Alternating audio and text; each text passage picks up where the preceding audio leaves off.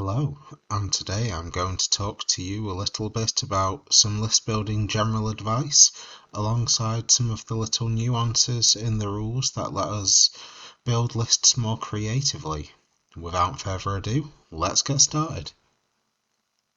Firstly, we will look at some tricks, since we all know tricks are way more exciting than general advice. Sometimes we have battalions that mix keywords and specific names of war scrolls. But there is a further, less commonly used rule, and that has regained some prevalence with the meta due to its use in Seraphon. For example, let's look at Sunclaw Temple Host and Firelance Temple Host. Looking at the Sunclaw Temple Host first, we can see the Saurus Oldblood written in normal text. This refers to a specific war scroll. However, the less used rule in the core book pertains to subnames. In the case of our Saurus Oldblood, it's possible to use a Saurus Oldblood on Carnosaur, which is a huge difference. It means you aren't stuck with the poor little guy on foot. He can instead ride a mighty dinosaur into combat. Using this great little rule, you can sneak in much more optimal unit choices for your army setup that perhaps let you go in a completely different direction to what you were expecting looking at the battalion at first. But what about keywords? These are much more general and easy to understand. You're just hunting for any unit with that keyword in the army. For example, in the Firelance Temple Host, we notice the name Scar Veteran is written in bold, and that is what makes it a keyword, the bold text. This lets us take either a Saurus Scar Veteran on Carnosaur or a Saurus Scar Veteran on Cold One. And should they add any more Saurus Scar Veterans, we would also be able to take them. Now, let's jump over to subfactions. Subfactions in Age of Sigmar provide a very interesting mechanic, in that they often give you mandatory artifacts or command traits. But what happens if I told you that these mandatory artifacts and command traits aren't always what they seem? Sometimes they're skippable. For this, we're going to jump to the Orruk Warclans book. Specifically, let's have a look at the Ironjawz side of the book, as it has some great examples, alongside the FAQ which confirms that this is allowed. On the screen, I have placed the Iron Suns and Bloodtooth subfaction command traits and artifacts. If we read the Iron Suns first, we can note that it says that an Iron Suns Megaboss General must have the command traits. Now if we quickly look at Bloodtooths, this one says that a Bloodtooth General must have the command trait. Did you notice that? Whilst there is no circumstance in which we can avoid the Bloodtooth's command trait because we will always have a Bloodtooth General, if we jump back to the Iron Suns, we can ask the question, well, what if my general is not an Iron Suns Megaboss? Maybe he's a weird knob shaman. Well then, you're in luck. You can pick any of the weird knob command traits freely, as you were not required to take the Megaboss command trait. Similarly, if we then look at the Iron Suns artifact requirement, we can see that the first Iron Suns Megaboss to receive an artifact must be given the Sun's Blessed Armor. Well, once again, what happens if we never gave an artifact to a Megaboss? Well, then we don't have to take that artifact either because we never hit that requirement. This is a great little nuance in the rules that is built into some subfactions, and it can give you some added extra flexibility to let you try out some really unique builds within your army. Now let's move to the more general list building advice. When writing lists, it is important to choose your units with purpose.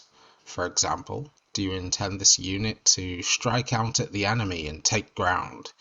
That is often called a hammer and is incredibly valuable. Alternatively, if you want a unit that is nigh impossible to move, that's called an anvil and also has a good value. I always ask myself the why for each unit being in my armies. What do they add? Are they going to do it better than other units? Or if not, why not? It could be something as simple as they're the best unit at that price point, and that's okay. Let's move on and have a look at some of the roles you might want your units to take on. This list is not exhaustive, and if you can think of a useful role for your units that I don't discuss, don't discount them from your thoughts. Firstly, I am going to look at hammers. These are generally units that are focused on their high offensive output, particularly if they are mobile. For example, frequent watchers of the channel may know I love me some Ironjaw's Gore Grunters. When you put these in, say, a unit of 6, and then buff their damage, well, they become a very potent hammer indeed, as well as being mobile enough to deliver the damage potential to critical points of the battlefield. Being able to deal damage to a certain part of the battlefield is critical to your success in the game, as if you can't kill your enemy's units, you can rarely take the objectives off them. I personally recommend having at least 2 hammer-style units in your lists to support your ability to put pressure upon your opponent and therefore affect their ability to use board presence as a weapon against you. Another important unit that is often seen as the opposite side of the hammer is the anvil. This is a unit that is highly resistant to damage and can often hold the line against even the most threatening units, as long as they aren't specialised in killing them. For example, the aforementioned Gore Grunter hammer would really struggle if you had a buffed block of 40 Mortek Guard, as they don't have enough rend to deal with that high level of armour. Having a good anvil is often key for armies being able to hold the points of the battlefield with the most fighting, though your mileage might vary based on your playstyle. People who favour castle-style or attrition armies will often love a good anvil, maybe even taking up most of their army with them, whereas people who love fast, mobile strike forces will find that anvils generally tend to slow them down and therefore not feel like they've got a very big use for them. Finally, I am going to talk about force multipliers, but those with a keen ear will know I've actually already mentioned them. Force multipliers are the ones who tend to have a big focus on making those other units better. For example, I said that a strong anvil could include buffed Mortek Guard. The unit providing the buff are what I would call a force multiplier. They essentially do a support role within your army and make the rest of your army better at doing its job. I would always recommend having space within your army to put one of these key support units into your army because it just makes everybody around them better. And after all, Age of Sigmar has become a game of synergy. Now that we've thrown a few of these terms and ideas out there, here we have brought up a quick example list. As you can see, this list includes all of the elements we have discussed. When looking for hammers, we can look no further than the Varangard, or even the Marauders, or perhaps Archaon himself, depending on the target we intend to attack. When looking for anvils, again, we can look at Archaon, and then we can also look at the Chaos Warriors, who are great bets, as they are incredibly difficult to move with their ability to re-roll saves when over a certain number of models. And those force multipliers? Well, once again, look no further than Archaon. And the War Shrines and Sorcerers also provide this by making the hammers better at killing, the anvils better at tanking, and alongside some utility actions like teleporting across the battlefield.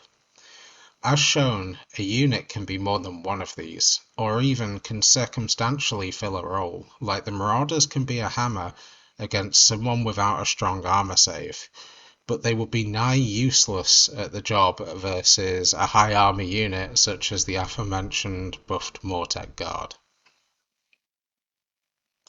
As I mentioned, I would make sure to think about how your units fulfill these roles within the army before you bring them to the table. But remember that pet units are fine as long as you acknowledge that it is a pet unit. It was not about efficiency when you added it, and that's okay.